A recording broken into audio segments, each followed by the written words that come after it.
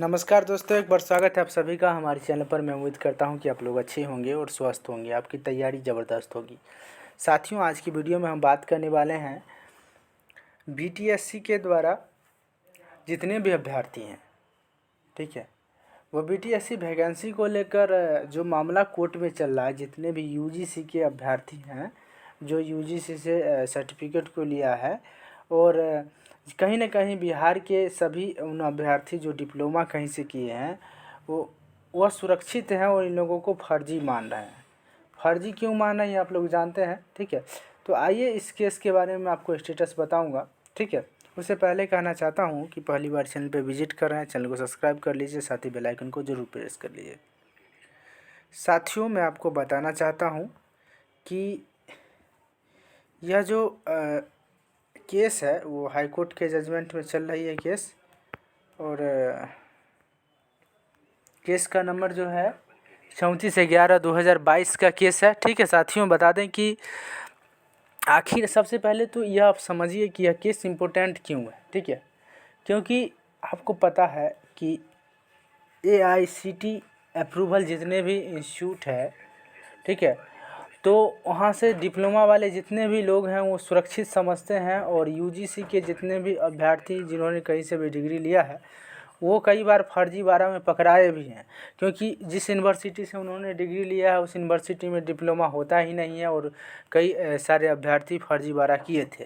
तो इसी बात को लेकर सारे अभ्यर्थी जितने भी बीटीएससी वाले हैं वो सभी दिन से समझते हैं कि ये लोग फर्जीवाड़ा करते हैं। इसी बात को लेकर कोर्ट में केस चल रही है।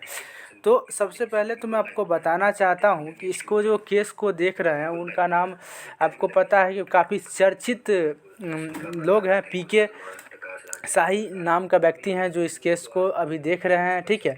और सरकार के द्वारा जो एजी के रूप में बने हुए हैं उनका नाम आप जानते हैं ललित कुमार है, ठीक है।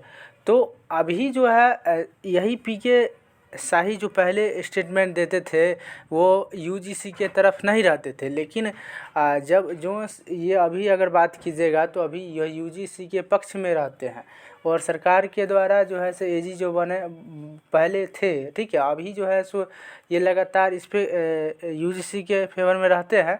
लेकिन हालांकि आपको सबसे पहले तो हम केस लिस्टिंग पे ले चलते हैं, ठीक है। वो क्या रिजल्ट आता है वो तो कोर्ट का रिजल्ट आने के बाद ही पता चलेगा।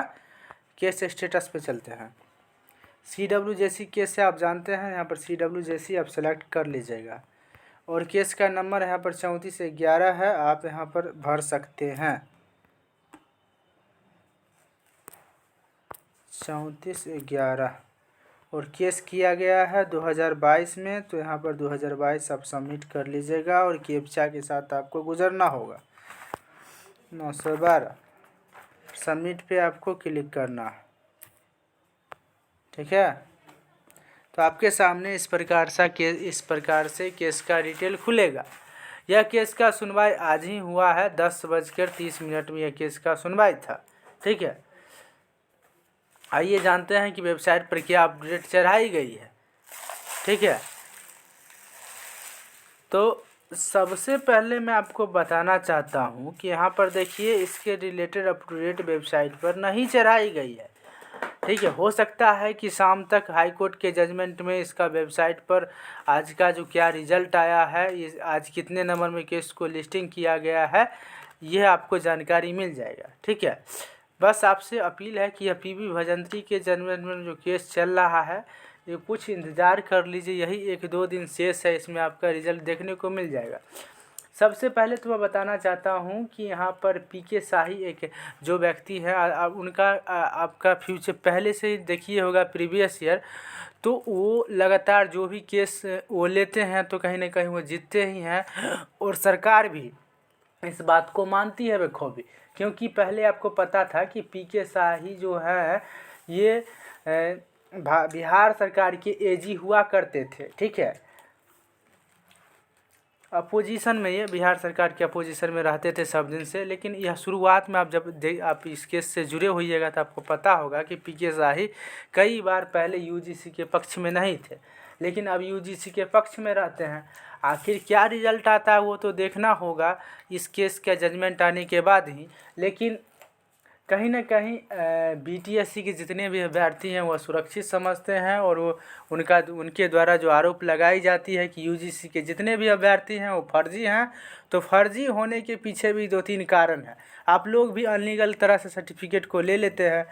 जिस यूनिवर्सिटी से डिप्लोमा होता नहीं है उस यूनिवर्सिटी से आप लोग डिप्लोमा ले लेते हैं, तो कहीं न कहीं जो सही भी लोग हैं उन पर भी लोग संदेह करना शुरू कर देते हैं। ठीक है, अब देखना होगा कि आज इस शाम तक क्या अपडेट आती है। अगर जो ही आती है तो आपको बता दिया जाएगा इस चैनल के माध्यम से। बस आपसे अपील है कि पहली बार चैनल पर विजिट कर रहे होंगे ज़रूर चैनल को सब्सक्राइब कर लीजिए, साथ ही बेल आइकन को प्रेस कर लीजिए।